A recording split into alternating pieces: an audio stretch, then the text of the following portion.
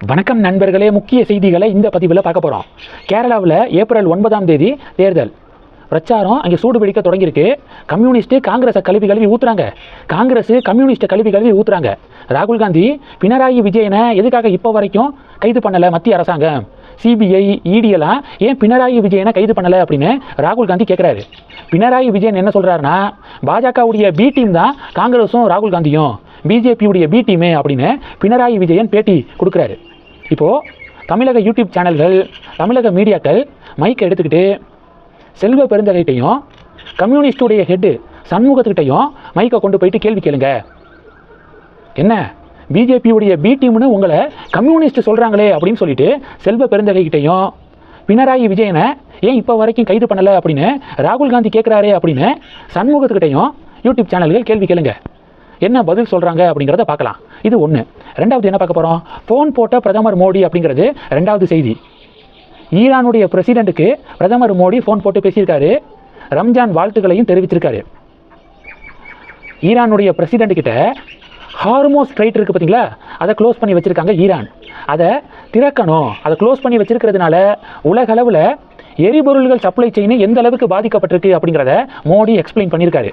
அதனால் ஹார்மோஸ் ஸ்ட்ரைட்டு திறக்கப்பட வேண்டும் அப்படின்னும், கப்பல் போக்குவரத்து தடையின்றி நடப்பதன் அவசியம் என்னென்ன அப்படிங்கிறதையும் மோடி தெளிவாக சொல்லியிருக்காரு.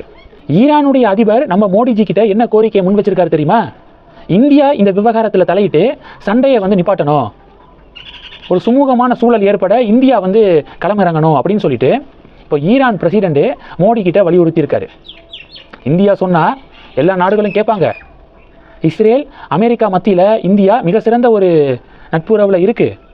அதனால் நீங்கள் தலையிட்டு இந்த பிரச்சனைக்கு ஒரு சுமூக தீர்வை கொண்டு வாங்க. பிரிக்ஸு அமைப்பில் இருக்கக்கூடிய நாடுகள் உலகம் முழுவதும் ஒரு அமைதியை ஏற்படுத்த சில முடிவுகள் எடுக்கணும் அப்படின்னு ஈரானுடைய அதிபர் பிரதமர் மோடி கிட்ட கோரிக்கையை முன் வச்சிருக்காரு. இது ரெண்டு. மூணாவது என்ன பார்க்க போகிறோம்? புதுச்சேரியில் ஏப்ரல் 9ஆம் தேதி சட்டப்பேரவை தேர்தல். எப்போதுமே தமிழகத்தோட தான் புதுச்சேரிக்கும் எலெக்ஷன் நடக்கும். ஆனால் இந்த வாட்டி புதுச்சேரி தேர்தல் முடிஞ்சதுக்கப்புறம் 2 வாரத்துக்கு அப்புறம் தான் தமிழக தேர்தல். உடனே ஜோதிமணி கதறினாங்க. பாஜகவுடைய கைப்பாவையாக எலெக்ஷன் கமிஷன் மாறிடுச்சு அப்படின்னு சொல்லிட்டு ஜோதிமணி கதறினாங்க. சரி, விஷயத்துக்கு வரேன். புதுச்சேரியில் வேட்புமனு தாக்கல் செய்வதற்கான கால அவகாசம் முடிய போகுது. 23ஆம் தேதி முடியுது அப்படின்னு சொல்கிறாங்க. ஆனால் இப்போ தான் திமுக காங்கிரஸ் கூட்டணியும் சரி, என்டிஏவும் சரி, இப்போ தான் தொகுதி பங்கீட முடித்து வேட்பாளர்களை ஒவ்வொரு பொலிட்டிக்கல் பார்ட்டியும் அறிவிச்சுக்கு இருக்காங்க. இன்றைக்கி சாயந்தரம் தாவேக்காவுடைய வேட்பாளர்களை விஜய் அறிவிக்கிறாரு. புதுச்சேரியில் 30 தொகுதிகள்லையும் தாவேக்கா தனித்து போட்டி அப்படின்னு சொல்லிட்டாங்க. தனித்து போட்டி அப்படின்னு சொல்லிட்டு பெருமையாக தாவேக்கா பேசுகிறாங்க.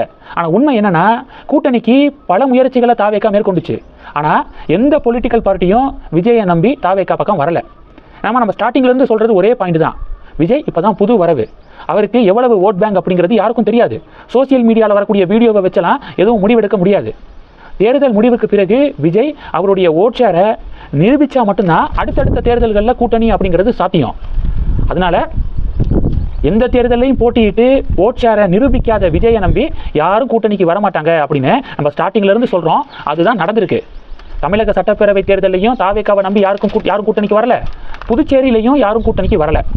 இப்போ விஷயம் என்னென்னா, பாஜக பார்த்தீங்கன்னா ஸ்டார் கேம்பெயினர் லிஸ்ட்டை வெளியிட்டிருக்காங்க. புதுச்சேரி சட்டப்பேரவை தேர்தலுக்கான பிரச்சாரம் செய்பவர்கள் பட்டியலை வெளியிட்டிருக்காங்க. அதில் அண்ணாமலையுடைய பேர் இருக்குது. டெஃபினட்டாக குஜராத்தில் நடந்த சட்டப்பேரவை தேர்தலையே அண்ணாமலை தமிழர்கள் வசிக்கக்கூடிய பகுதிகளில் போய் கேம்பெயின் பண்ணார். மகாராஷ்டிராவில் நடந்த லோக்கல் பாடி தேர்தலில் அண்ணாமலையுடைய பிரச்சாரம் திருப்பு முனையாக அமைந்தது.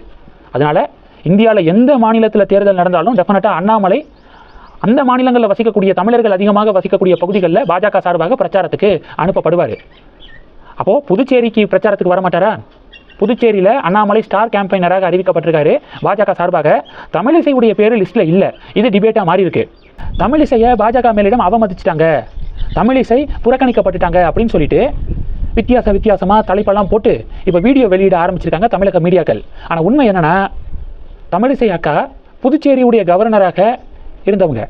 அதனால் புதுச்சேரியுடைய கவர்னராக இருந்தவங்க புதுச்சேரியில் நடக்கக்கூடிய தேர்தலில் ஒரு கட்சி சார்பாக கேம்பெயின் பண்ணுறதை பாஜக மேலிடம் விரும்பலை. அதன் காரணமாக தான் அவங்களுடைய பேர் பட்டியலில் இல்லையே தவிர அவங்கள புறக்கணிச்சிட்டாங்க பாஜக மேலிடம் அப்படிங்கிறதெல்லாம் தமிழக மீடியாக்களுடைய கற்பனை அப்படின்னு சொல்லிட்டு இந்த வீடியோவை முடிக்கிறேன். இந்த செய்திகளை பற்றி உங்களுடைய பார்வைகளை மறக்காம கமெண்ட் பண்ணுங்க. தொடர்ந்து கணக்கில் இருங்க. அடுத்தடுத்து நிறைய பதிவுகளை பார்க்க போகிறோம். நன்றி. ஜெய் ஹிந்த்.